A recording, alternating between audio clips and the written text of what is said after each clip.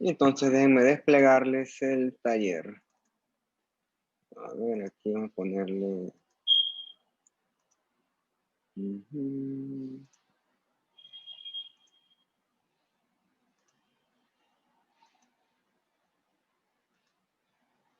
Ok.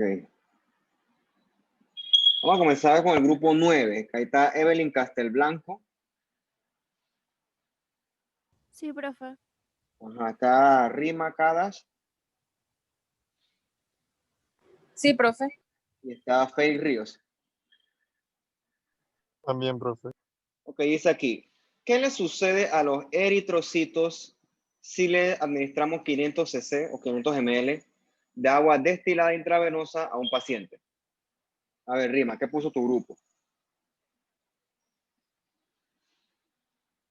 Ok, profe, mi grupo escogió que los eritrocitos se hinchen ¿Y eso por qué? debido a que el agua destilada es una solución hipotónica y lo que hacen las soluciones hipotónicas es que el agua fluya desde afuera hacia adentro, lo que causa la hinchazón de la célula, en este caso el eritrocito.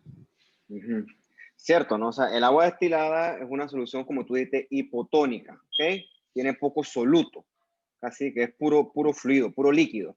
Entonces, si tú tienes eritrocitos que tienen mayor concentración de solutos, es lógico que el agua corra del lugar que tiene menor concentración, que en este caso es el agua destilada, al lugar que tiene mayor concentración, que en este caso son las células o los eritrocitos. Entonces, los eritrocitos se van a llenar de agua para poder mantener en balance esos dos medios. Entonces, dependiendo de qué tanto hay agua destilada, se va a absorber todos los eritrocitos y cuando se llenen de agua se van a hinchar, ¿ok? Entonces, ahorita le ponemos la diapositiva para discutirlo porque vienen tres preguntas que son más o menos similares, ¿no? Todos van en función de casi que lo mismo. Ok, vamos con el grupo 10. Dice que este grupo es de Dionisio Díaz.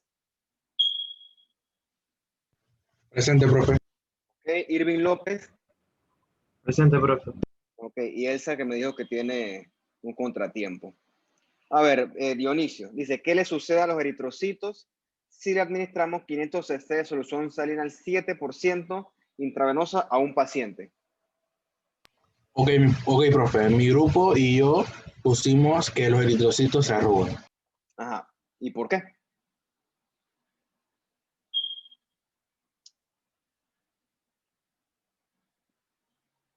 ¿Por qué se arrugan?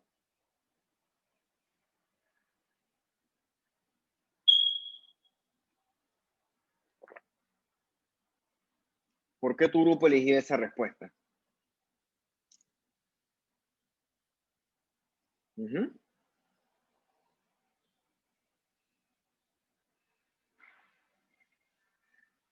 Profe, ¿me escucho? No te escuché.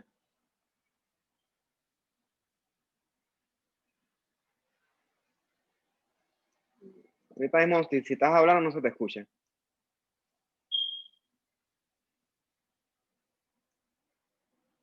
Profe, ¿puedo responder? Es que no se escucha. Dale, responde tú, pues. Irving. Ok, si le administran solución salina al 7%, entonces en el intravascular va a aumentar el soluto, profe. Ajá. Entonces, si aumenta el soluto, para tratar de equilibrar los niveles, del intracelular va a salir agua al intravascular y eso va a hacer que al perder el agua, los eritrocitos se van a perder agua y se van a arrugar. Correcto, ¿no? Lo que pasa es que esta salina al 7%, eso es una solución que es hipertónica, o sea, tiene mucho soluto. Entonces, si tienes una solución hipertónica, quiere decir que afuera de la célula está más cargado, tiene mayor concentración de soluto que con respecto a dentro de la célula.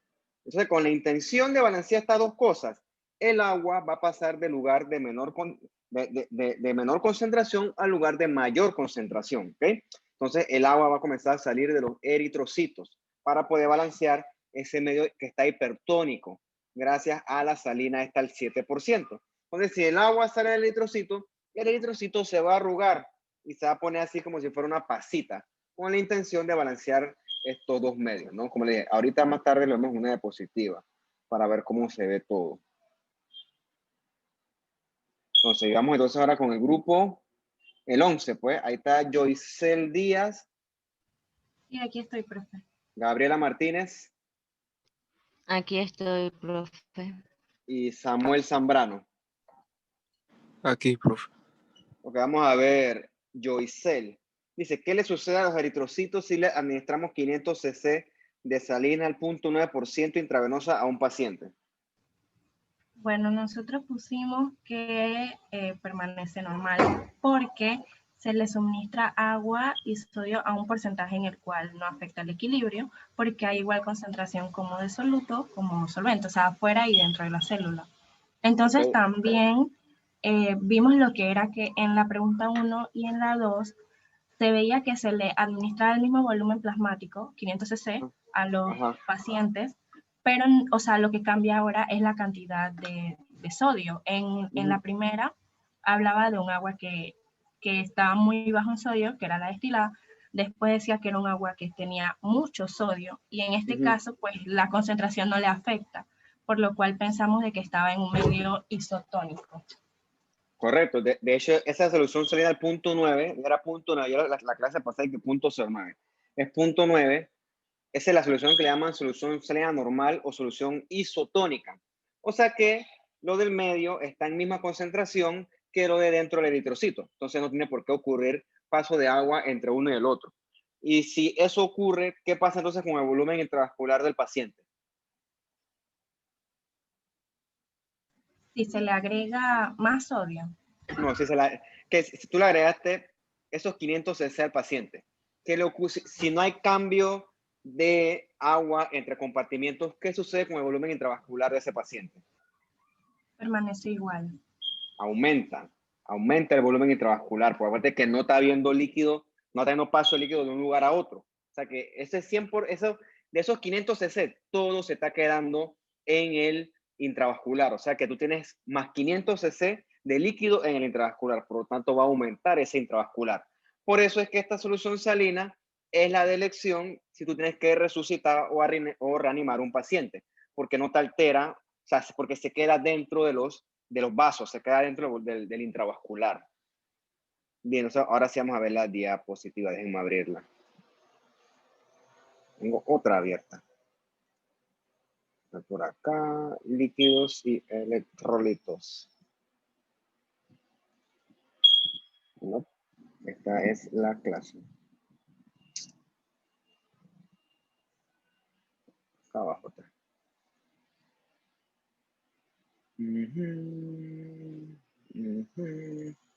Bien. Entonces, esencialmente, esos tres ejemplos que nosotros hemos discutido en estas tres preguntas se resumen en...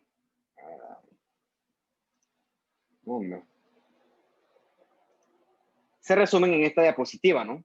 El primer ejemplo es el del agua destilada. El agua destilada es una solución hipotónica, o sea, que es una solución que no tiene sodio, tiene muy poco en tal caso, creo que no tiene. Eso me imagino que ustedes lo revisaron. Entonces, si es una solución que no tiene sodio, en comparación con dentro del eritrocito, el eritrocito sí va a tener sodio. Entonces, ustedes saben que por un tema de paso de líquidos, entonces, este medio que está hipotónico va a cederle agua al medio que está más cargado o más concentrado. O sea, el medio intracelular. Entonces, el agua va a pasar desde el medio extracelular hacia el medio intracelular. Y entonces, en el caso de la solución, perdón, del agua destilada, el eritrocito se va a llenar de líquido, se va a inflar. ¿Ok? Hasta cierto punto, si tú le sigues administrando agua destilada, puede que los eritrocitos se revienten de tanta agua que le estás, de tanto agua destilada o de solución hipotónica que le estás administrando. La contraparte de ese ejemplo es si le administras al paciente una solución hipertónica. En este caso, la del 7% es una solución pues bastante hipertónica, ¿no? Bastante cargada de sodio. Entonces, si le agregas a ese paciente una solución hipertónica, 500 cc, que es bastante, es una bestialidad, entonces quiere decir que el medio extracelular va a estar lleno de sal. va a tener más sal afuera de la célula que adentro que la célula. Y el cuerpo de nosotros lo que trata es de alcanzar el equilibrio. Entonces, para alcanzar el equilibrio tenemos que echarle agua, hacer medio extracelular, para, por así decirlo, poder entonces diluirlo, ¿ok? Queremos diluir ese medio extracelular. Entonces, ¿de dónde sale esa agua? Pues esa agua sale de dentro de los eritrocitos o de la célula en general. Entonces, ellos comienzan a soltarle agua a ese medio extracelular y en este proceso de soltarle agua, se deshidratan, se ponen como una pasita, se arrugan los eritrocitos con tal de mantener en equilibrio estos dos medios. Y este último ejemplo que vimos fue con la solución isotónica o una salina al 0.9% o una solución salina normal en el cual la concentración tanto dentro como fuera de la célula es la misma.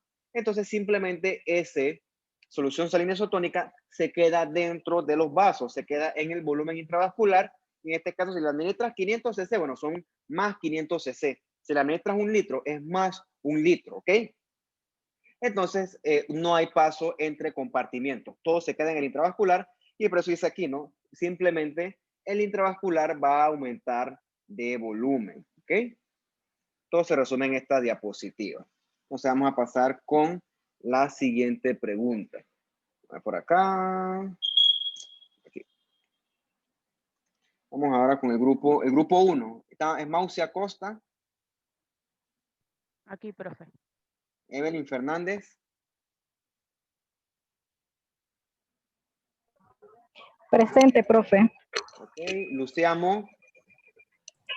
Sí, profesor. Y María Villarrue. Hola. Hola. Ok, vamos a ver, María. Dice aquí, ¿cuál de los siguientes es el mecanismo fisiopatológico general de la diabetes insípida? A ver, María Villarrue, ¿qué puso tu grupo? O Villarrue, no sé cómo se dice, sorry. Se dice Villarrue. Me falta ponerle, no lleva tilde, ¿eh? Sí lleva. Viste, que lo tengo mal escrito, entonces, a corregirlo. Bueno, Dale, dime. Nosotros pusimos la opción C. Hay problemas con la secreción de el efecto contra la hormona antidiurética. Ajá, entonces si tú me dices a mí que en la diabetes insípida lo que está fallando es la hormona antidiurética, ¿cuál debe ser la manifestación principal de un paciente que sufre de diabetes insípida? Me acaba de decir que le falta hormona antidiurética o que está fallando por alguna razón. Estos pacientes, ¿qué manifestación? Que hay aumento de la producción de la orina y el suero está como más concentrado. Exacto, ¿no? Exactamente, el paciente va a orinar mucho, ¿ok? En este punto no vamos a discutir si es centrado lo nefrogénica, porque eso lo vamos a discutir en otras preguntas más adelante, pero sí, definitivamente en la diabetes insípida. ¿Y recuerdas por qué se llama insípida?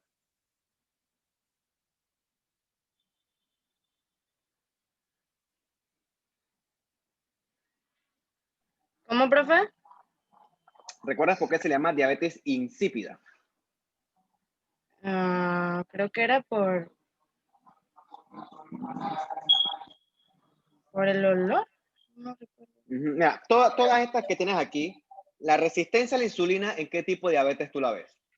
¿Lo buscaste? Esa es en la diabetes tipo 1, ¿no? En donde hay bastante hiperglucemia y esto. En la tipo 2, pero bueno, yo no te voy a bajar puntos por eso, porque eso no le hemos dado todavía. Okay. En el páncreas, en estos pacientes hay ataques autoinmunes. Entonces, estos ataques autoinmunes le pegan a los islotes de Langerhans y entonces ahí están las células beta, que son las que producen la insulina. Entonces, este paciente, el de la opción B, es el que te hace la diabetes, la que tradicionalmente se le conoce como la diabetes tipo 1, ¿ok? En la cual el paciente no produce insulina. Entonces, ese paciente tipo 1 es el que él necesita administrarse insulina, esto depende de la vía que sea, ¿no? Por lo general es esa que se pone en subcutánea, dependiendo. Eso es un paciente que son insulino dependientes, ¿ok? Entonces, la tipo 2, que es más bien una enfermedad metabólica, en la tipo 2, estos pacientes por un tema de exceso de peso, de inflamación crónica basal, otras cosas que no vienen al discutir aquí en líquidos y electrolitos, ellos desarrollan resistencia a la insulina. O sea, su cuerpo responde menos a la insulina y por eso es que el paciente te hace esas azúcares muy altas en sangre por un tema de la insulina, pero sí produce, ¿ok?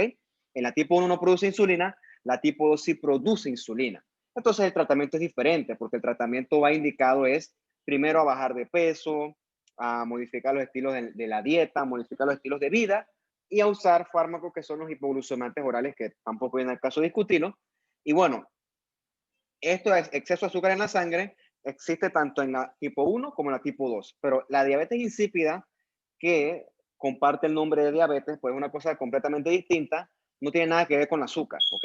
Lo que pasa es que, como te explicaba en la clase anterior, yo creo que sí lo dije, si tú tienes un paciente con una glucosa muy elevada en sangre, ¿ok? Ese paciente eventualmente va a tomar mucha agua, porque ese es un paciente que va a estar sobrecargado de glucosa. Entonces, igualito cuando discutíamos la solución salina hipertónica, ¿ok? El líquido de las células va a salir para tratar de balancear ese medio extracelular. Pues ese paciente eventualmente se va a deshidratar. Y entonces el paciente, lo primero que va a hacer va a ser tomar agua. Toma agua, agua, agua, agua. ¿Y qué tú crees que va a hacer ese paciente que se la pasa tomando agua?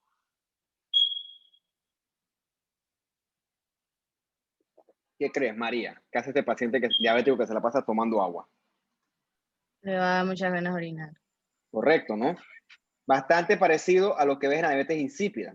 Ambos pacientes orinan mucho, pero el motivo por el cual orinan es totalmente distinto. En este caso, en el que tú me estás describiendo, es porque la hormona antidiurética está fallando, por la razón que sea que vamos a discutir más adelante cuando hablamos si es central o si es nefrogénica. El punto es que en el momento de la historia de la medicina describieron dos enfermedades muy parecidas. Un paciente que orina anormalmente, o sea, un paciente que orina demasiado. Entonces, al final se descubrió que son enfermedades clínicamente parecidas, pero con mecanismos fisiopatológicos completamente distintos, completamente distintos. Por eso es que a ambas se les acuñó ese concepto de diabetes, pero son totalmente distintas una con la otra.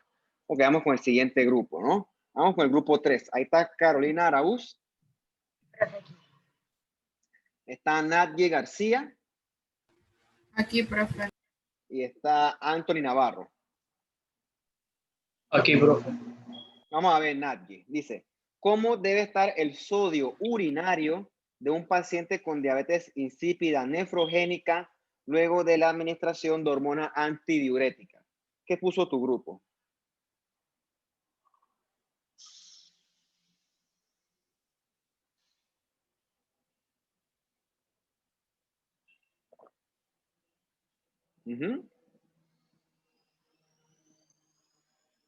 Profe, ¿me escucha?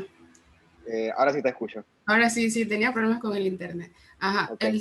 Pusimos la respuesta B. El sodio urinario del paciente permanece igual. Ok, o sea, vamos a definir primero qué tú entiendes por diabetes insípida nefrogénica.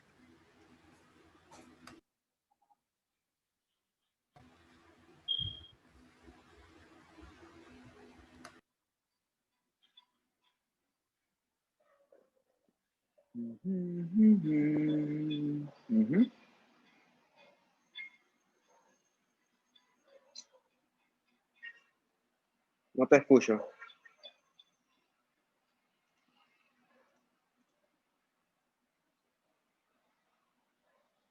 ¿Oíste, Nati? No se te escucha. Profe, aquí estoy. Dale, ¿tienes problemas con internet? Sí, ok, la diabetes. ¿Me escucha ahora sí? Ahora te escucho. La diabetes insípida nefrogénica sería como, ¿cómo le explico? Como una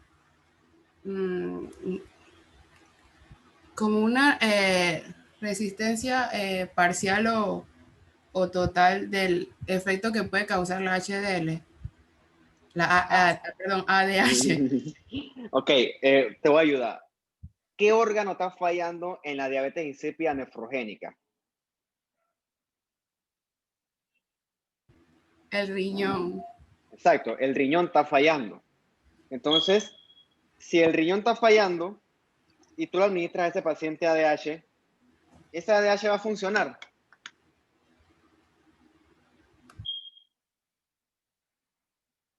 No, profe.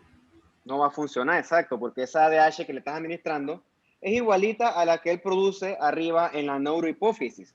Ese paciente no va a reaccionar a la ADH, por lo tanto, el sodio urinario no debería tener mayores cambios. Vamos a verlo acá en la diapositiva, ¿no? A ver,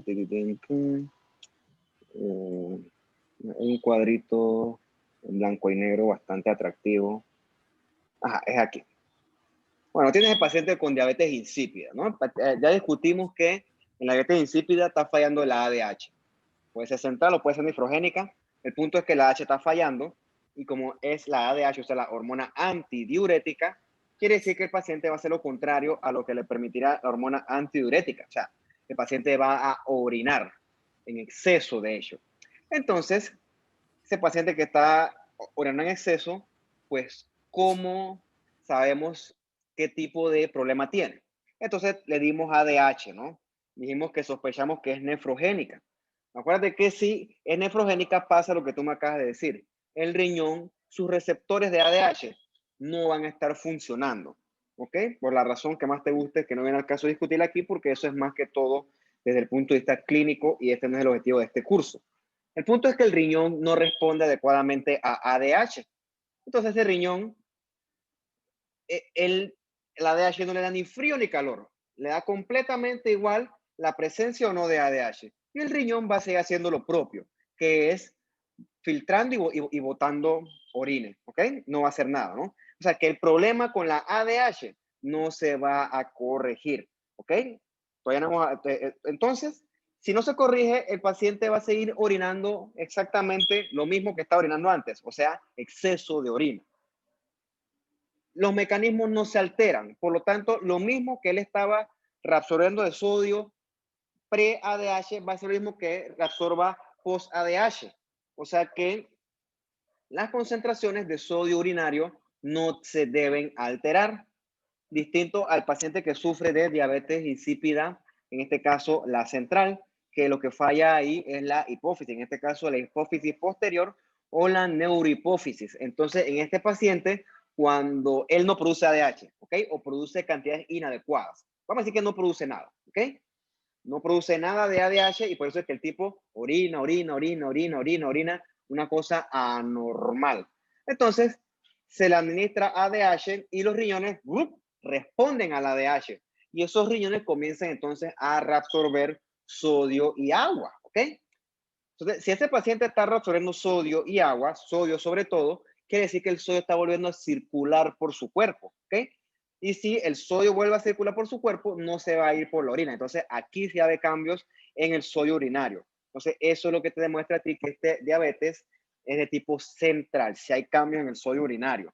Si, acá no, en la nefrogénica, los riñones no le dan ni frío ni calor la presencia de ADH. ¿Okay? El problema ahí es otro, el mecanismo de enfermedad es otro, completamente distinto al de la diabetes central. Ok, pues vamos a ver entonces, vamos con el siguiente grupo, vamos con el grupo 5.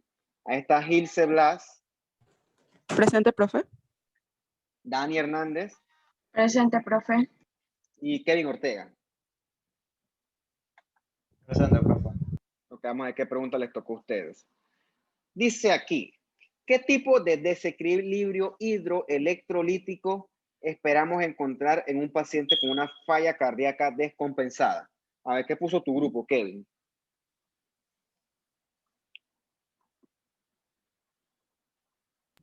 Pusimos la C, profe, la hiponatremia hipervolémica. ¿Y por qué eliges eso? ¿Por qué tu grupo eligió eso? Porque como es una falla cardíaca descompensada, los riñones van a percibir como menos perfusión renal, pues. Ajá. Entonces van a usar el sistema de renina, angiotensina, aldosterona y va a aumentar el volumen causando la hipervolemia. Ok, hasta ahí estoy de acuerdo contigo. O sea que esta que es hipovolémica y esta que es hipovolémica ya queda descartada. ¿Ok? Ya te queda a ti la A y la C. Ajá, ahora sí sigue. Bueno, y debido a eso también causa la hiponatremia, que eso lo que hace es que aumenta la retención de agua. Ajá, ¿y por qué crees que el paciente puede estar hiponatrémico? ¿Cuál crees que es el mecanismo? ¿Está perdiendo sodio? ¿Ese paciente está perdiendo sodio?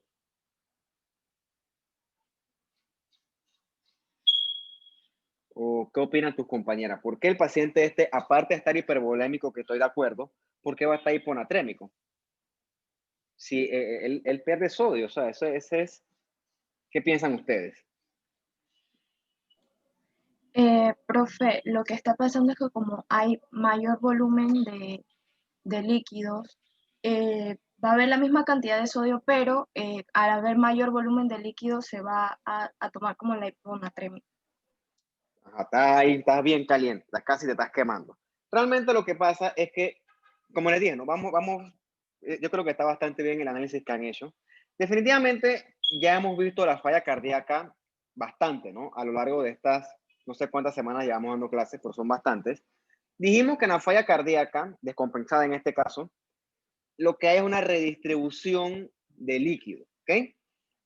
Como el corazón está fallando, el líquido o la sangre, en este caso el fluido, como lo quieran ver, para fines prácticos del curso son hasta este punto términos similares, no es que son sinónimos, pero son similares.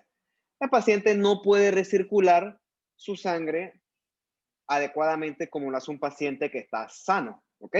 Entonces, depende de qué tipo de falla cardíaca sea, el líquido se le queda ya sea en los pulmones o en el resto del cuerpo, o por qué no, en las dos. Y en este caso, tengo yo que creer que en las dos, porque recuerda lo importante, ¿no? Esta es una falla cardíaca que está descompensada. Entonces, ese es un paciente que como no puede manejar adecuadamente los volúmenes, él eventualmente va a quedar con una sobrecarga de volumen. ¿Por qué? Por lo que dijo Kevin, ¿no? ¿Por qué? Porque si este paciente se le está quedando el líquido en un compartimiento, esa sangre que llega al riñón, el riñón va a percibir que lo que hay es una menor presión de perfusión. Entonces, el riñón diligentemente piensa que ese paciente está perdiendo líquido, pero él no está perdiendo líquido. Recuerden que esto es una disminución del volumen circulante efectivo. No es que está hipovolémico como tal el paciente. Entonces, el riñón va a pensar que el paciente está perdiendo líquido y entonces él va a activar su sistema de renina-angiotensina-aldosterona. Entonces, esencialmente va a usar esa aldosterona para comenzar a reabsorber sodio y agua, ¿ok? Entonces, ese paciente va a comenzar a reabsorber agua sobre todo. Entonces, por eso es que él va a quedar hipervolémico. O sea, como le dije anteriormente, ¿no? Partiendo de ahí, tú descartas esta y esta, porque ese paciente no está perdiendo líquido, ¿ok?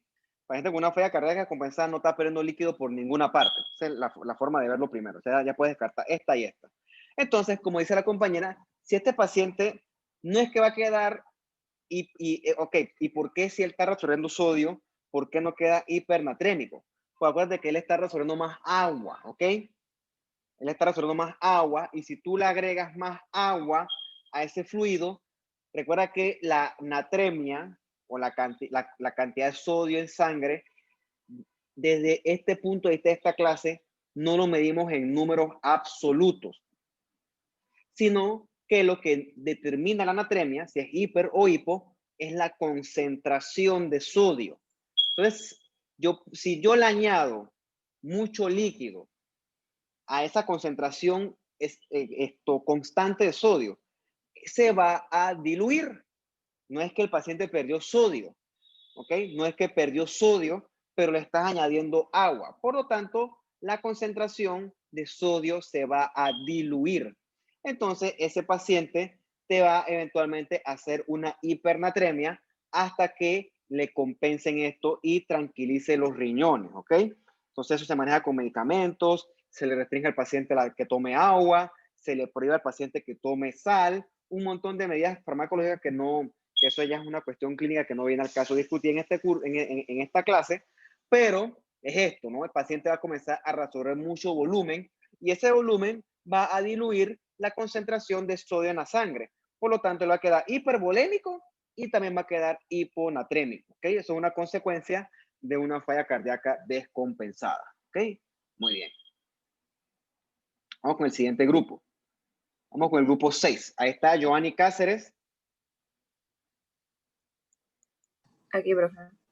Está Melanie Hudson. Sí, profe. Y está Whitney Pérez. Aquí, profe. Hola. Vamos a ver Melanie Hudson. Vamos a ver qué les tocó a ustedes.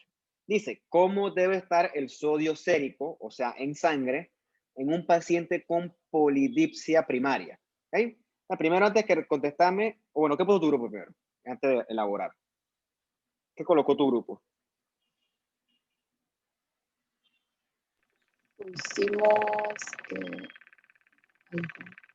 el sodio debe estar disminuido. Ajá, el sodio debe estar disminuido. Entonces, ahora sí, ¿qué es la polidipsia primaria?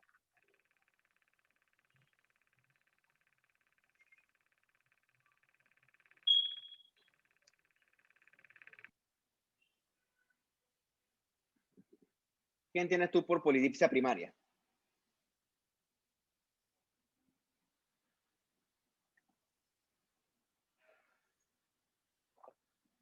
O alguien de tu grupo que te ayude. El exceso de consumo de agua, profe. Ajá, como dice acá, ¿no? Paciente toma mucha agua, demasiada agua. Por lo menos, si yo me lo planteara, yo pudiera tomar mucha agua, ¿ok? Pero nunca llegaría al punto de polidipsia porque tengo unos riñones adecuados, ¿ok?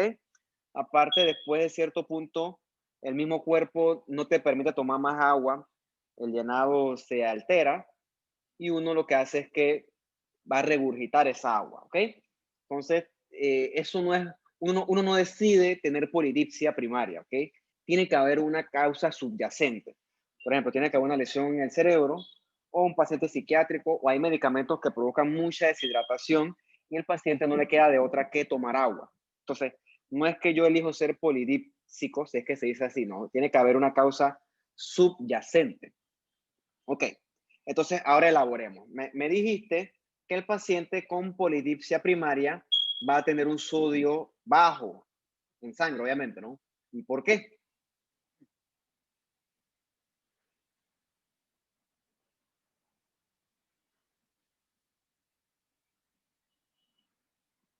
¿Por qué va a tener un sodio bajo ese paciente?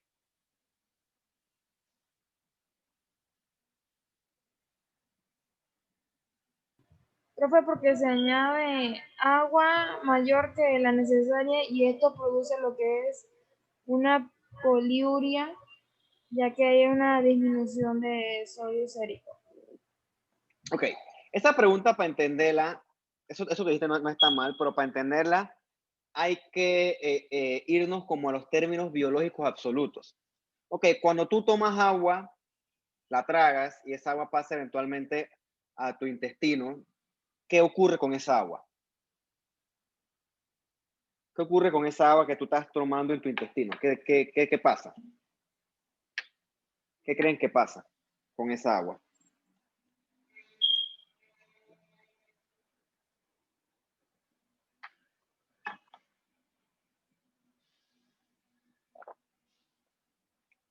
¿Qué se les ocurre? ¿Qué se les ocurre que pasa con esa agua en el intestino? Sobre todo en el colon.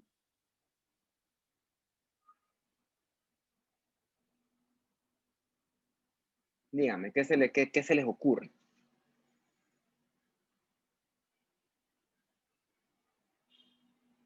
Porque la pregunta sería, ¿cómo llega el agua a los riñones? ¿Cómo creen que llega?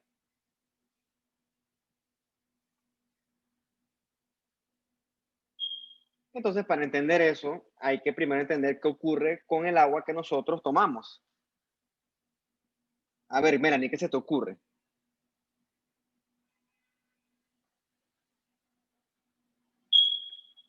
Yo digo que el agua pasa a los riñones a través de la filtración. No. Los riñones filtran la sangre, pero ¿cómo llegó esa agua al riñón? ¿Qué se les ocurre a ustedes? Vamos a ayudarlos, ¿no? Para tratar de complementar ese concepto. Le damos una imagen de anatomía estándar. Entonces vamos a poner aquí vascular system. Bien. Entonces, 40 clics para poder poner una imagen. No puede ser ahora.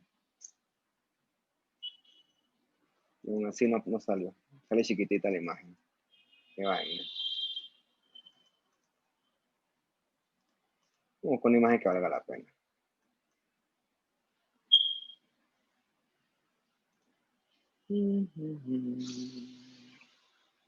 Download.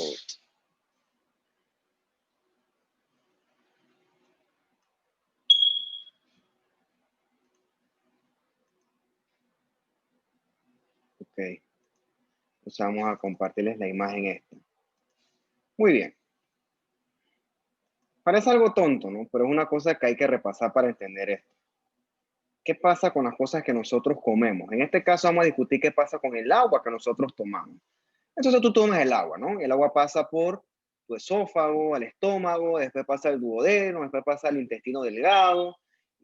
Y lo que depende de que tomes de agua va a llegar eventualmente hasta el colon.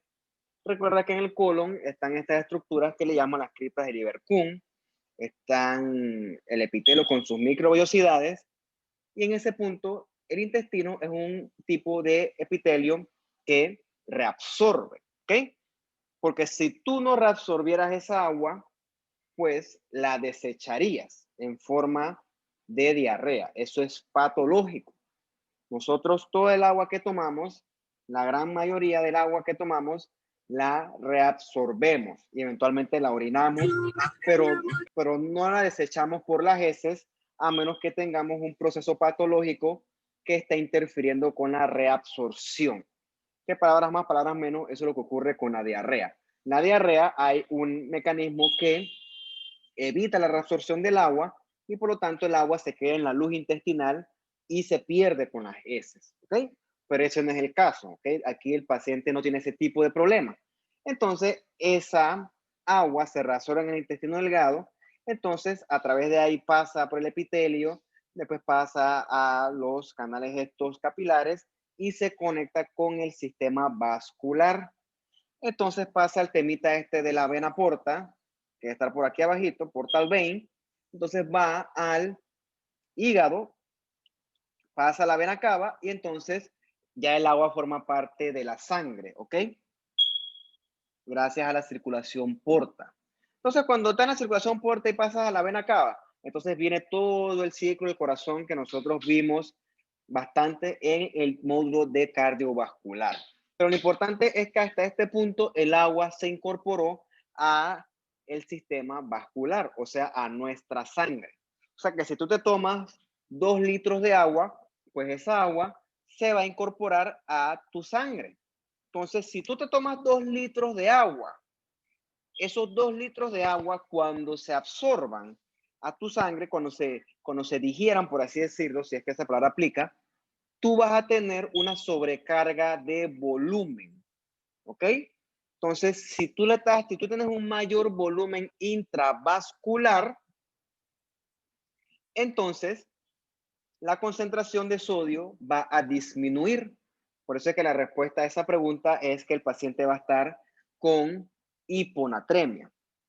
Entonces, ¿cómo se le ocurre a ustedes que este paciente que está tomando, si tú tomas 2 litros de agua y quedas con una hiponatremia parcial, ¿cómo se te ocurre a ti que tu cuerpo pueda hacer para regular los niveles de sodio a lo normal? ¿Qué se te ocurre, Giovanni?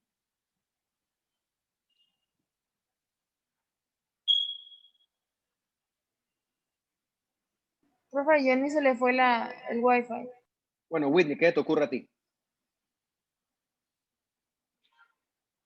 Tomaste 2 litros de agua y quedaste con 2 litros extra de volumen y eso diluyó tu sodio.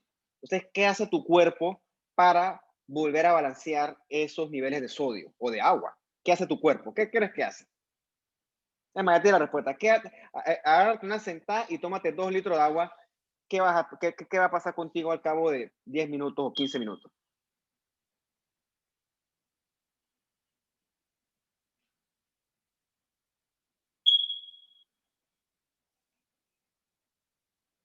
¿Qué te ocurre? Que quedo llena de agua. Aparte de que da barrigona, pero ¿qué ocurre Sí. después, Juan? ¿Qué ocurre? ¿Qué te va a dar ganas de qué? Ganas de ir a orinar.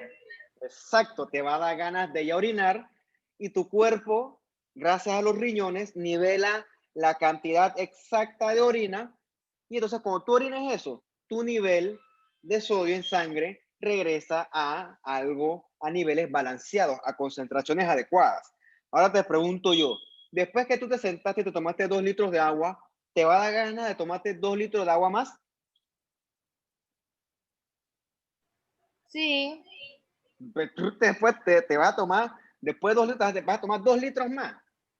Hay algún, pero, bueno, yo sí lo haría, porque yo digo pues que es bueno ir a orinar para pues limpiar un poco lo que es el estómago, porque hay personas que no toman suficiente agua y tienen problemas pues de ir a orinar o tienen problemas a ir al servicio. Ok. Está bien. Te damos con 1 litro de agua.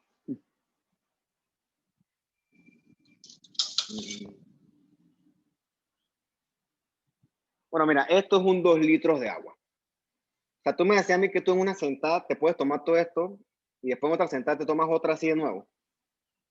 Ah, no. Exactamente. Eso es lo que yo me estoy refiriendo. O sea, tú te tomas un vaso de agua o un vaso más grande y al rato te tomas otro a lo largo del día. Pero eso es porque eso es lo normal si tienes un buen hábito de tomar agua, ¿no? Lo que la gente dice siempre, 8 vasos de agua al día, no sé qué. Es un aproximado. Pero estamos hablando que el paciente con polidipsia es un tipo que literalmente no puede dejar de tomar agua, ¿ok? Porque eso es patológico, eso es anormal. Él tiene algo subyacente que hace que tome un exceso de agua. O sea, no llega a sentir esa saciedad. Entonces, es cierto que el tipo, sus riñones están bien. Entonces, lo que él toma lo va a orinar, pero vuelve y se llena de agua. Y vuelve y lo orina. Ese tipo se la pasa tomando agua y orinando, tomando agua y orinando. Entonces, eventualmente, él va a cursar con niveles más o menos basales de exceso de volumen. Y cuando hay exceso de volumen, en este caso que es agua, que es una cosa que no está concentrada, entonces ese paciente te va a hacer eventualmente hiponatremia. O sea, el sodio en la sangre de él va a estar más diluido. Entonces, por eso es que este paciente con polidipsia, que no es que ahorita mismo damos una competencia de quién toma más agua, probablemente uno quede vomitando. Entonces, no es, o sea, tomar mucha agua no es polidipsia. La polidipsia es otro nivel, ¿ok? Otro nivel de tomar agua. Entonces, por eso es que el sodio puede estar disminuido, ¿no? Porque el tipo toma demasiada agua y por así decirlo, está diluido. Digo, yo puedo agarrar y tomarme ese litro de agua si me lo propongo y voy a quedar un ratito hiponatrémico. Después lo orino y ya me restituí. Pero ya créeme que yo no sigo tomando más agua. Ya, yo digo, ya está, ya basta. No se fastidia también. Pero en un paciente con polidipsia el asunto es bastante diferente. Bien, vamos con el siguiente grupo. Vamos con el grupo de Vianey Camargo. Sí, profe. Está Lani Jaén.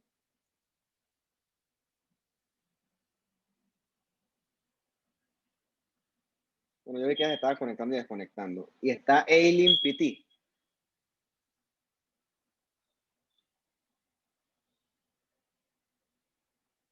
Vamos a ver, Vianey Camargo. ¿No? Eileen no está, ¿o sí está?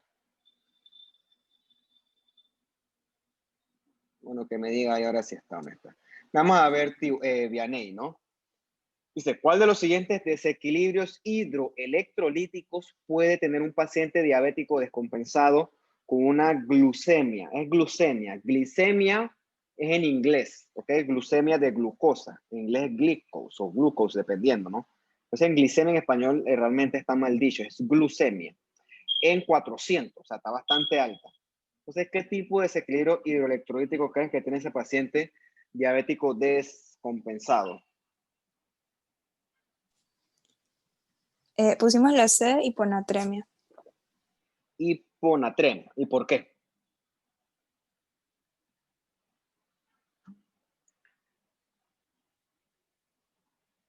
¿Por qué pusieron hiponatremia?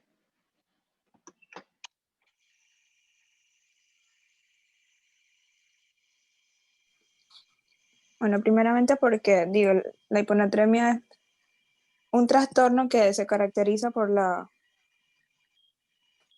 concentración de sodio debajo de 235 moles. ¿Y por qué ese paciente con glucosa en 400 va a tener una concentración de sodio baja? Profe, ¿se puede ayudar a mi compañera? Por supuesto que puedes ayudarla. De hecho, para eso es el grupo. Muy bien, dime. ¿Qué se te ocurre a ti? ¿O qué puedes aportar tú?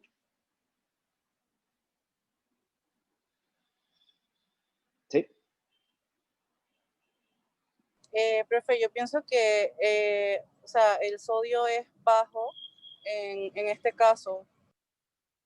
¿Por qué?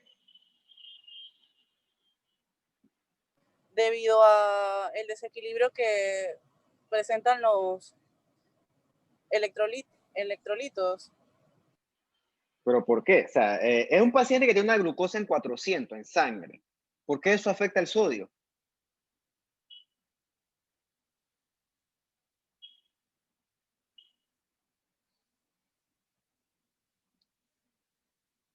¿Qué se les ocurre?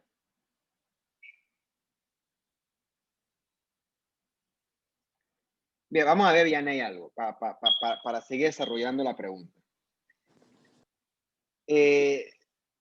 Si el paciente tiene 400 de glucosa, o sea, que tiene bastante azúcar en la sangre, esa sangre va a estar isotónica, hipotónica o hipertónica.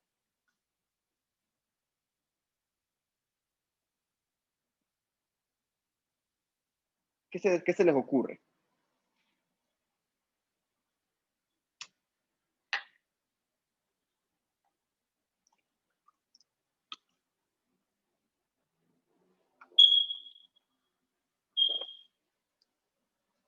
¿Qué se les ocurre con esa, cómo atar la osmolalidad de esa sangre de un paciente con 400 de glucosa?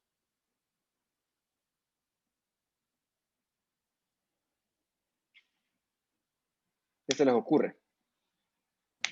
Bueno, que esto aumentaría la cantidad del soluto. Correcto, ¿no? ¿Qué más? Ya que esta es el principal determinante en sus condiciones normales. Ajá. Ya que normalmente Entonces, en su concentración normal se encuentra entre 135 y 145. ajá. Y si esa sangre está sobrecargada de solutos, el líquido se va a movilizar con respecto a las células, el líquido se va a movilizar o se va a quedar así mismito. O sea, recuerda la pregunta del principio de la clase de la solución salina hipertónica. Aquí ocurre un fenómeno bien parecido. ¿Ok? ¿Qué va a pasar con el líquido dentro de las células en ese paciente que está sobrecargado de azúcar? ¿El líquido dentro de las células se va a quedar ahí? ¿O qué va a hacer ese líquido dentro de las células? Es el mismo ejemplo. Desde el punto de vista fisiopatológico ocurre lo mismo. ¿Qué crees que ocurre?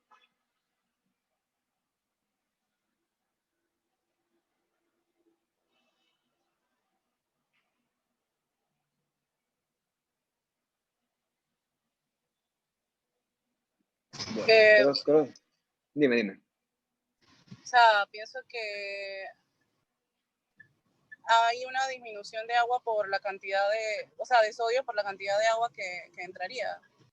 Exacto, esa es la respuesta. ¿Ok? Entonces, olvídate de la glucosa, ¿ok? Ahorita olvídate de la glucosa, simplemente piensen que esto es un medio que está hipertónico, ¿ok? Si la sangre está hipertónica, si el medio extracelular está hipertónico, el agua dentro de las células va a salir para tratar de balancear el compartimiento intracelular con el extracelular. Entonces, en esa salida de agua, eventualmente el paciente va a quedar con cierta sobrecarga de agua, producto del agua que vino dentro de la célula. Entonces, esa sobrecarga de agua va a diluir el sodio.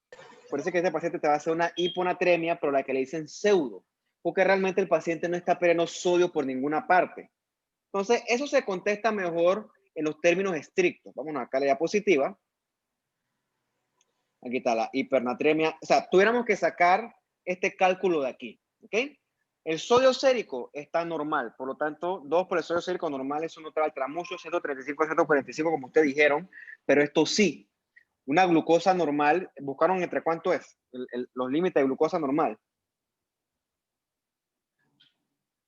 110.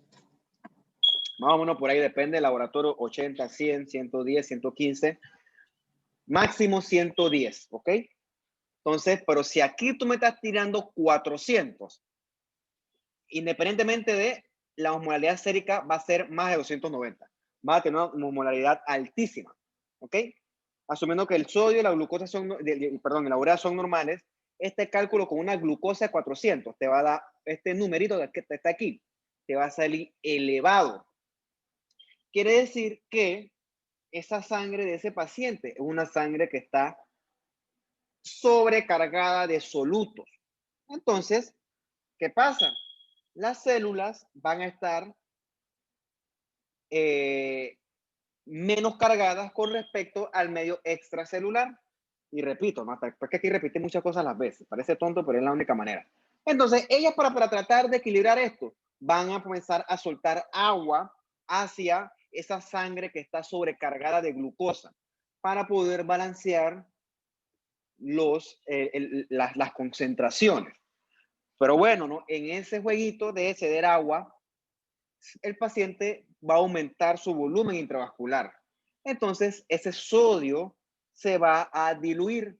Entonces, el paciente puede hacerte una hiponatremia, pero en este caso se llama pseudo hiponatremia, porque realmente el paciente no está ni perdiendo sodio, ni tampoco la cantidad de sodio está cambiando.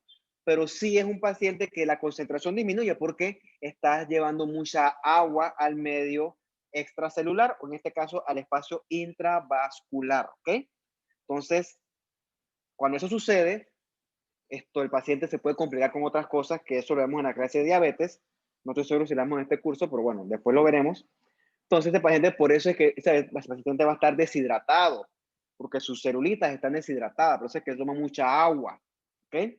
Como toma mucha agua, orina bastante, y como orina bastante, tiene esos signos clásicos de diabetes, ¿no? Polidipsia, poliuria, polifagia, que es que también comen mucho, pérdida de peso.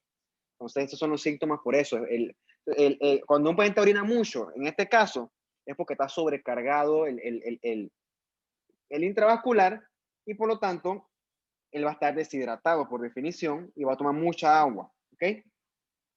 Por esto, porque tienes un desbalance de osmolalidad entre el intravascular y las células, ¿ok? Eso es lo que ocurre, esa pseudo hiponatremia.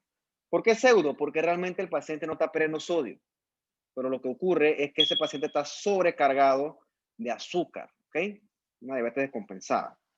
Ok, vamos con el siguiente grupo. Ese es el grupo 8. Ahí está Naomi Campbell. Aquí estoy. Y está Alejandra Purcell, que acaba de llegar. Sí, profe, ya llegué. ¿Estás viva? Lamentablemente.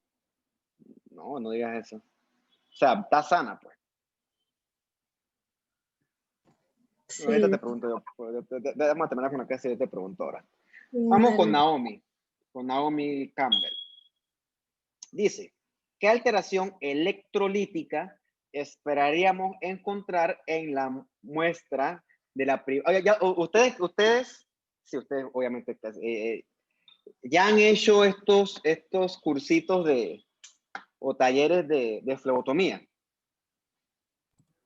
Sí, profe. Sí, profe. Ya. ¿En qué punto de su carrera ustedes están ahorita mismo? ¿Cuántos semestres o cuatrimestres son totales? Son 10, profe. 10. Ajá, ¿y este es el número qué? 5. Este es como la mitad más o menos. Ya, otra pregunta. ¿Y en qué semestre, en qué cuatrimestre hicieron su primer taller de flebotomía? En primer semestre. Solamente una vez En en primer segundo. semestre. En segundo O sea, semestre. en el primero nos enseñaron, pero en el segundo nos dieron como un curso específicamente de eso. Ya, y entonces asumo que ustedes se sacan sangre entre ustedes mismos, ¿no? La verdad. Entonces, yo no conozco a nadie que le dan una jeringa para que puye otra persona y la primera vez las manos como si no tuviera Parkinson, una tembladera, una cosa, eso pasa, ¿no? Eso pasa, eso es normal. De hecho, si no es así, es anormal y probablemente el que no sienta ese temor o ese nerviosismo vaya a ser un acto temerario. Entonces, es normal que uno esté nervioso, ¿ok? Entonces, asumo yo que usted cuando estaba en primer semestre y le dieron una jeringa, dice así, dale, pues saca la muestra tú, también tuvieron que estar nerviosos, ¿no? Entonces, ¿qué ustedes creen que si agarran, en este primer semestre, agarraban esa muestra, la tiraban en un tubo de química y la mandaban al laboratorio a que la vieran o a que la analizaran? ¿Qué alteración electrolítica creen que pudieron haber encontrado ahí? Ok, profe. Mi grupo y yo respondimos que era una hipercalemia, porque como usted dice, la poca experiencia, poca práctica, nosotros como estudiantes, tecnólogos médicos, podíamos tener una mala técnica de extracción en la que se pueden romper las células, el potasio que se encuentra dentro de ellas se libera, dando como resultado aumento del potasio, etcétera. Claro, yo creo que tengo poco que aportarle. Mira, y no es porque sea tecnología médica, ¿no? Te lo digo por experiencia, porque cuando a mí me tocó aprender eso, que yo no sé para qué un médico aprende a sacar sangre, pero bueno. También uno se pone nervioso. Cada vez que uno va a hacer un procedimiento por primera vez, es normal que uno se ponga nervioso. Así que no crean que es porque son de tecnología médica, ¿no? El que tú lo pongas eso, va a estar nervioso. Entonces, probablemente esto es una punción traumática. O la otra cosa que es el mal hábito es que como uno no sabe como que, sobre todo eso cuando estás en el internado, que a veces tú te puncionas y no encuentras la vena y comienzas a pescar, así decirlo. Bueno, eso es una mala práctica, porque sí, obtienes la muestra, pero es por definición una punción traumática, ¿ok? Y una punción traumática te va a dar resultados subóptimos. Entonces, como tú acabas de decir muy bien, en ese traumatismo probablemente tú lesiones algunos glóbulos rojos. ¡Pum! Se rompen. Y cuando se rompen, se libera lo que está dentro de ellos, que entre otras cosas hay potasio. Ustedes recuerdan muy bien que el potasio es el principal catión intracelular. Entonces, cuando una célula se rompe, se libera mucho potasio. De forma curiosa, entre más traumático, más células muertas, entonces mayor potasio, ¿ok? Entonces, si es entre ustedes que son estudiantes, que son muchachos sanos, sin comorbilidades, es anormal que de la nada que hay un potasio en 8. No, es un potasio en 8 obedece otro tipo de causa. O sea, eso es peligroso, un potasio en 8 real. Entonces es por eso, porque probablemente la punción fue traumática o ya ustedes me dirán, ¿no? Tú el tubo, no sé. Yo me sé la punción traumática. Hay otras variables que hacen que hayan falsos positivos al respecto, pero eso ocurre, ¿no? Eso y cuando te ocurre, obviamente, tú no es que vas a tratar un potasio en 8, porque eso, tratarlo también puede ser deleterio. O sea, entonces se confirma con una nueva muestra de sangre. De hecho, lo que es hipernatremia y hiponatremia, me puse hipernatremia 2 veces, una era hipo y otra era hiper.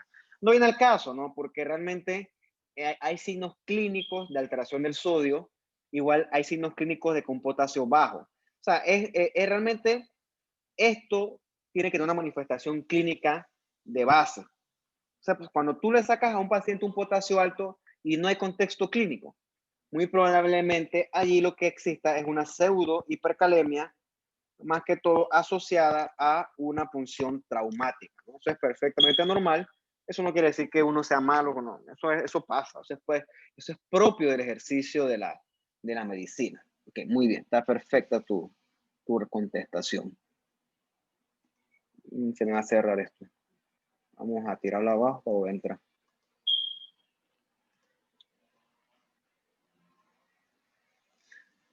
Vamos con el siguiente grupo, es el grupo, el 12, ¿no? Ahí está Darlene Dixon.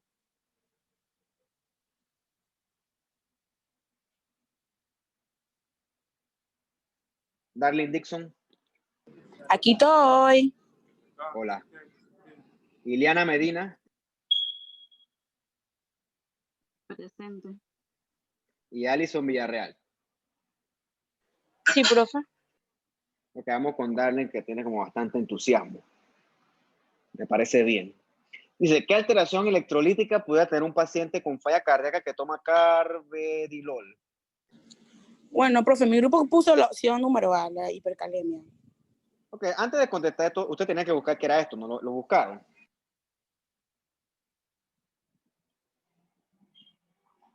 Buscaron qué es el carvedilol.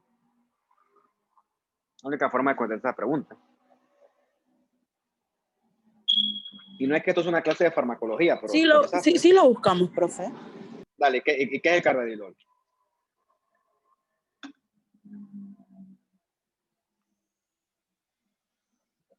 Dime.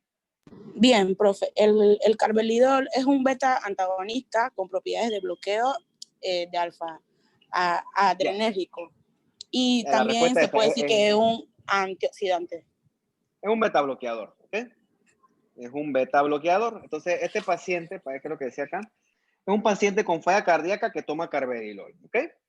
Entonces, me dijiste que ese paciente tú crees que él puede tener hipercalemia. Sí, hipercalemia. ¿Por qué? ¿Qué ocurre con ese beta bloqueador y el potasio?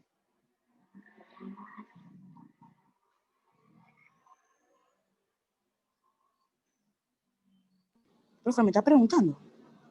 Yo estoy preguntando. Ah, yo pensé que usted lo estaba... ¿Qué fue lo que me preguntó, profe? ¿Por qué? Porque ese paciente puede tener hipercalemia. ¿Qué ocurre con el beta bloqueador y el potasio que puede tener hipercalemia ese paciente?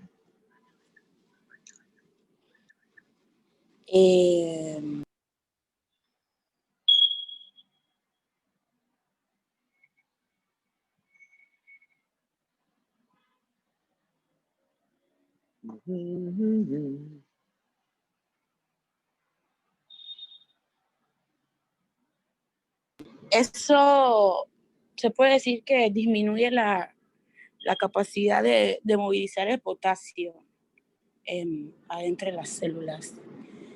Entonces, de acuerdo a esto, por eso se resulta una hipercalemia. Por eso fue que pusimos eso. Si no movilizas el potasio dentro de la célula, ¿a dónde se queda el potasio?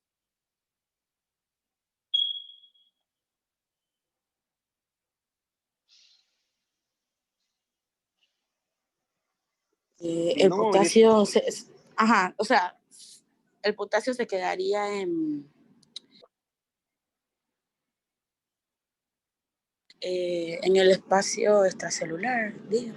Se queda fuera de la célula, pues, se queda en la sangre. Entonces, si lo mides, el potasio va a estar alto. ¿Por qué? Porque aquí estamos discutiendo, ahorita mismo, el ejemplo con un beta bloqueador, ¿ok? Que es el carvedilol. Que lo que hace el beta bloqueador no es un efecto per se como tal con el potasio. Lo que hace el beta bloqueador es bloquear las catecolaminas. ¿Te acuerdas como dijiste que era un adrenérgico, no sé qué? Bueno, eso tiene que ver con las catecolaminas. Obviamente yo no voy a entrar en detalle con eso porque eso es más farmacología que otra cosa, ¿ok? Pero bueno, si tú agarras un bloqueador beta, el que más te guste, ese medicamento, algunos más que otros, pero todos te van a bloquear las catecolaminas, ¿ok? Entonces, la función de la catecolamina es meter potasio adentro de la célula. Entonces, si tú estás bloqueando las catecolaminas, este movimiento de potasio hacia adentro de la célula no se va a dar. Por lo tanto, el paciente te puede hacer un desequilibrio electrolítico tipo hipercalemia porque el potasio se queda afuera de la célula. Claro, habiendo dicho eso, no es que un paciente, no es que beta bloqueador es igual a hipercalemia, no, o sea, aquí estamos hablando de escenarios recreados, escenarios, por así decirlo, ficticios, en el cual tú ves los extremos o ves los límites, por así decirlo, de los efectos que ocurren en el cuerpo. O sea, no es que esta cosa ocurre porque sí, o sea, no es 100%.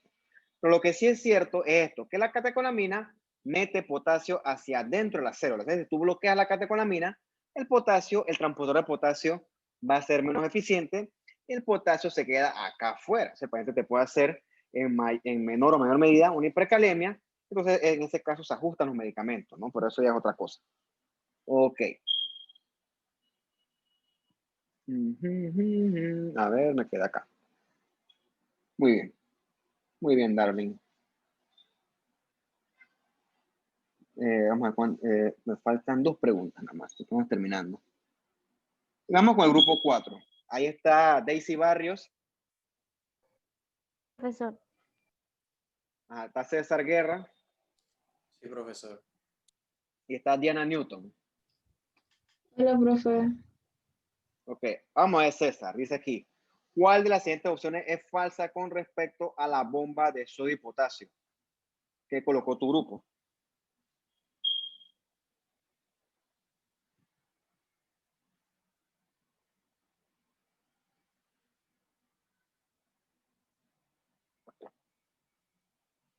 Profesor, nosotros pusimos la opción C. La bomba de sodio y potasio utiliza transporte pasivo para la movilización de los iones.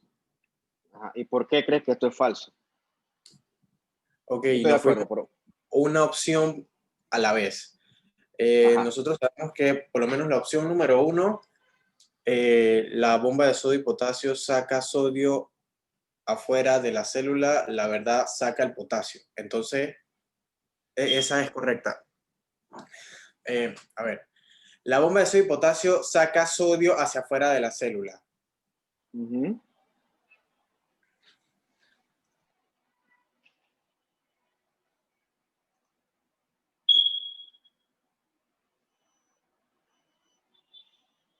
Dale, te escucho. Ajá, entonces la B tenemos la bomba de sodio y potasio mete potasio hacia adentro de la célula. Esa también es correcta. La otra tenemos que la bomba de sodio y potasio mantiene el gradiente electroquímico necesario para que las células puedan alcanzar su potencial de acción. Eso sería cierto también. Lo que pasa con las bombas de sodio y potasio es que utiliza el transporte activo para la movilización de iones. Es correcto, ¿no? Dame un segundo que me están llamando acá mi papá y ya te contesto.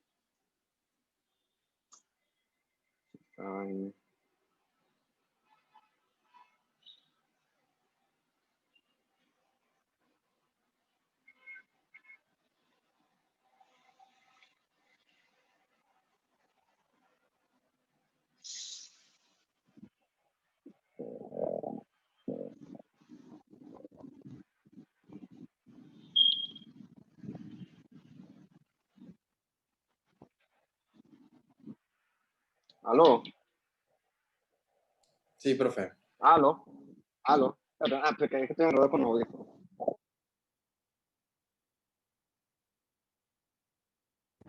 Tengo los audífonos aquí conectados y me enredé. ¿Qué pasó? Bien, estoy dando clase. Estoy dándole. Dale, yo te llamo cuando termino acá. Dale. Ajá. Qué enredo. Ok, entonces, ahora sí ya, me desconcentré, sorry, perdón. Regresamos. Vamos a aterrizar acá. Pues sí.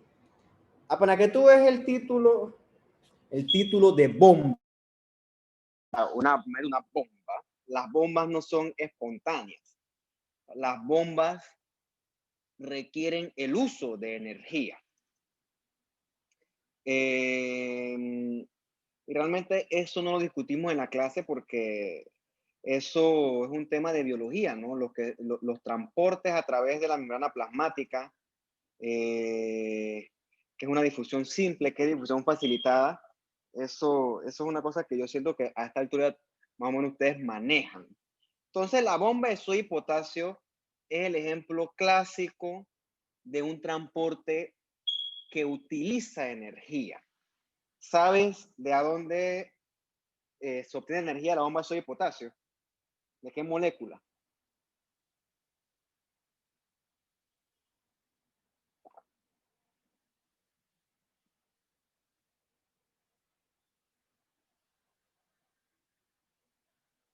¿Me escuchan, por cierto? Como tuve que desconectar los audífonos.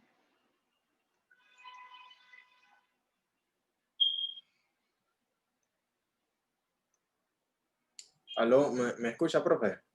Alto y claro. Dale, dime. Profe, repite la pregunta que no la entendí muy bien. La bomba de sodio y potasio dijimos que usa energía. ¿De dónde la bomba de sodio y potasio obtiene su energía?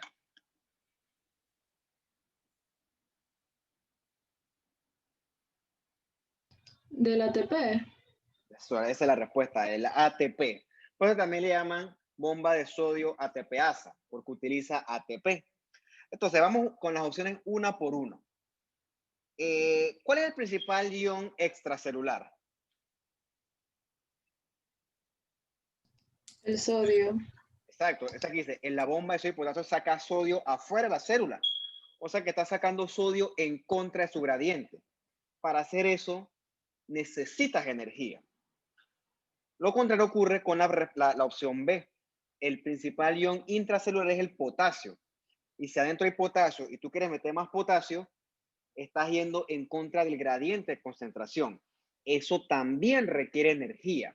Entonces, ese es un transporte que, como no sigue los gradientes, es un transporte que por definición va a requerir el uso de energía. Como bien dice Diana Newton, esa energía va a venir producto del ATP. ¿Okay? ¿Cómo se genera ATP? Eso es de la mitocondria, bla, bla, eso es otra cosa, ¿no? Entonces, pero esto es un transporte activo, o sea, un transporte que utiliza energía, ¿no? Utiliza mucho ATP para poder hacer esto. ¿Okay? La función de la bomba de sodio, por eso, ¿cuál es? Mantener un ambiente dinámico de iones para que las células que son excitables, como las neuronas o el corazón, puedan alcanzar el potencial de acción. Eso, menos que usted lo conoció en fisiología, esa curvita en la que entra sodio, sale potasio, eso es fisiología. Pero bueno, cuando la célula, la membrana alcanza el potencial de acción, la célula entonces es excitable y puede entonces desencadenar su función. Por ejemplo, la neurona puede desencadenar una sinapsis o la fibra cardíaca muscular, la fibra muscular cardíaca puede contraerse, dependiendo anatómicamente de dónde nos encontremos. ¿Ok? Eso ocurre gracias a esto, porque el cuerpo está proveyendo ATP para que las células metan y saquen iones para mantener el asunto con un ambiente electroquímico adecuado, ¿ok? Si esto se acaba, la célula pierde su capacidad de hacer potencial de acción y entonces vienen las condiciones patológicas. Pero lo más importante es esto, que es una bomba, por lo tanto usa ATP. ¿Por qué? Porque estás movilizando iones en contra de su gradiente de concentración, ¿ok? Listo, muy bien. Vamos con el último grupo, entonces. El último grupo es el grupo 2. Ahí está Jair Alvarado. Aquí, profe. Está Silvia Gaitán. Aquí, profesor. Y está Paola Montenegro.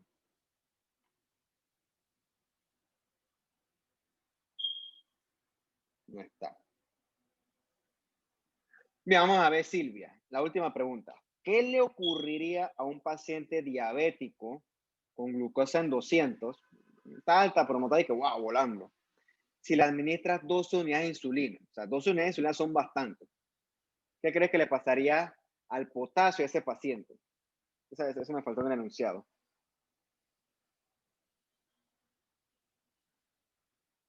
¿Me puedes repetir la pregunta, por favor? No se ve el... Es el internet que me está fallando. Voy de nuevo. ¿Qué le ocurriría a un paciente diabético con glucosa en 200 si le administramos 12 unidades de insulina? Rápida, me faltó poner. Pudiera ser una hipocalemia. Ajá, ¿y por qué? Porque se le estaría administrando un exceso de insulina. Ajá, ¿y qué hace la insulina con el potasio? La insulina lleva el potasio hacia adentro de las células. Exacto, ¿no? La insulina mete el potasio adentro de las células. Entonces, si tú le administras 2 unidades, que es una cantidad bestial de insulina, es bastante, ¿no? Sí es rápida. No me voy a meter en detalle sobre la farmacología de las insulinas, pero 2 unidades de insulinas, básicamente es rápida, ultra rápida, es bastante. Entonces, esa insulina, ese exceso de insulina, como tú dijiste, ¿no? Eso, como dice aquí, la insulina, para que se acuerden, la insulina moviliza cosas adentro de la célula. O sea, la insulina mete cosas dentro de la célula. El ejemplo clásico de lo que mete la insulina es la glucosa, ¿ok? Pero como es un paciente diabético, estos mecanismos de insulina o de glucosa están desbalanceados. Entonces, el paciente falla en que su insulina meta la glucosa adentro de la célula, por lo tanto la glucosa se queda afuera de la célula, o sea, en la sangre, y por eso es que el tipo te marca esta glucosa en 200, que si no se controla te puede llegar a más de 200 y pueden venir las complicaciones. Entonces ahí viene el tema de la hiperosmolalidad, de la pseudohiponatremia, y con el tiempo veremos que la misma glucosa genera daño, ¿ok? El exceso de glucosa genera daño daño crónico al paciente. En los diabéticos hacen una complicación inicial que es la cetoacidosis diabética, que esa vamos a hablar un poquito en la próxima clase que hablamos de trastornos ácido-base, y el coma hiperosmolar que ocurre cuando hay demasiada glucosa y entonces la osmolaridad es demasiado alta, es excesiva, y entonces el paciente se deshidrata mucho, ¿ok? Eso lo vemos, esas son las complicaciones agudas. Con el tiempo, ese exceso de glucosa daña muchas estructuras, ¿ok? Daña vasos sanguíneos, daña los nervios y ahí se va, ¿ok? Entonces, ¿por qué? Porque la insulina no está haciendo su efecto, ya sea tipo 1 o tipo 2, ya sea que no produce insulina o que la insulina tiene resistencia, el punto es que la glucosa se está quedando afuera. Entonces, lo que se hace en la medicina es administrar al paciente insulina exógena, ¿ok? Por lo general es subcutánea, la insulina esa. Y esa insulina lo que hace es, entonces, forzar a que la glucosa se meta dentro de la célula. Y fine, sí se logra, ¿no? Pero pasa lo que tú me acabas de decir. También la insulina, sin querer queriendo, mete potasio dentro de la célula.